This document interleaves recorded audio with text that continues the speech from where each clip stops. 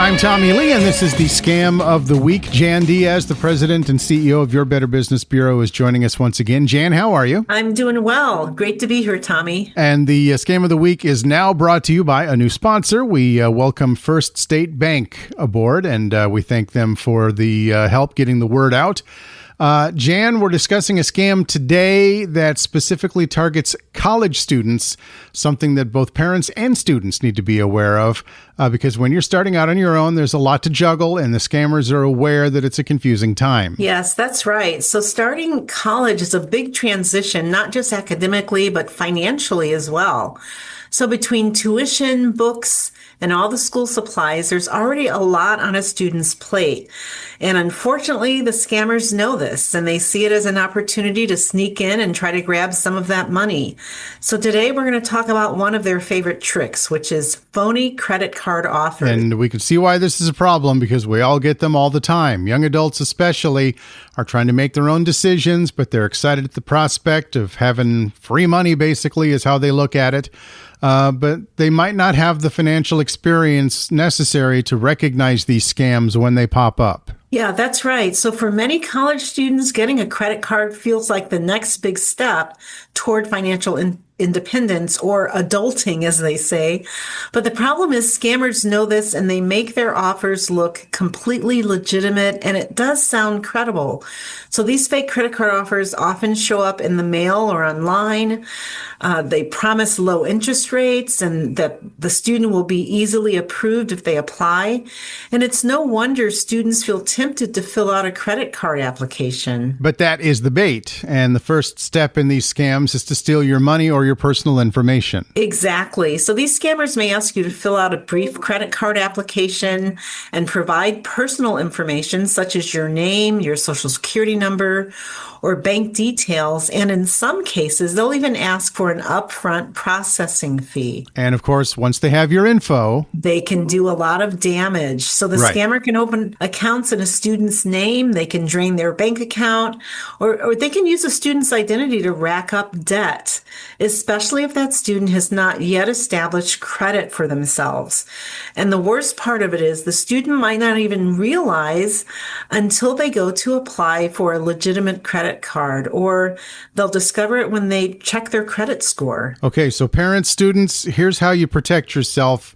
How do we get people to tell the difference between a legitimate offer and a scam? Yeah, great question. So if a credit card offer states that you have to pay money up front to even apply for the card, that's a huge red flag.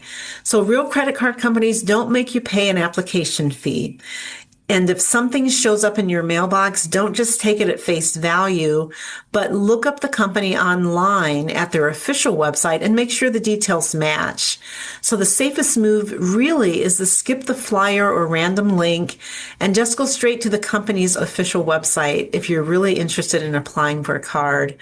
And another thing is never share your social security number or bank information with anyone unless you are 100% sure of who is asking you for this information. In other words, just make sure to do your research beforehand. That's such a good reminder, Jan. Just because something looks official doesn't mean it is, doesn't mean it's safe.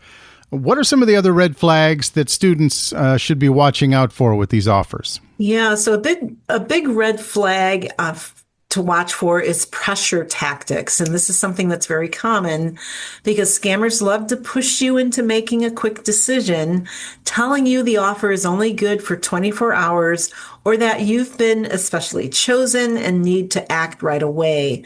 So this type of urgent request is designed to keep you from doing any research or asking questions. As my grandfather would say, that's a big steaming load of pony loaf.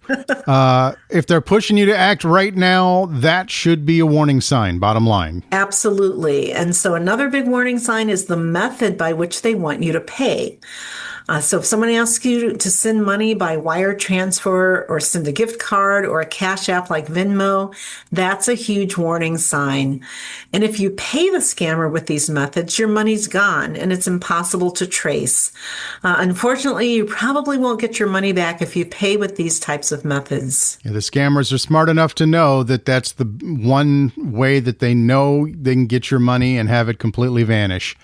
And let's not forget about the offers that sound too good to be true, because there's a ton of those out there as well. That's right. And some credit card offers promise a guaranteed approval, no credit checks, sky-high credit limits, and a super low interest rate. Now, who wouldn't want that all in one package, right? But that's a big clue that the offer is not legitimate, because real credit card offers usually come with terms and conditions, and you're not going to be approved for any credit card without a credit check. So, Jan, what do students do, or what does anybody do, if they think that they've already fallen for a scam like this, or any scam? Yes, we recommend that they not panic, but act quickly. First, if you have given out any bank or credit card information, contact your bank or financial institution immediately, because they will be able to put a freeze on your account or stop a payment before it goes through if you catch it in time. And then report the scam to the Better Business Bureau at bbb.org/scam tracker.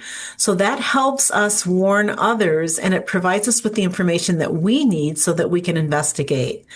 And if you've shared your social security number, consider placing a fraud alert or even a credit freeze with the credit bureaus.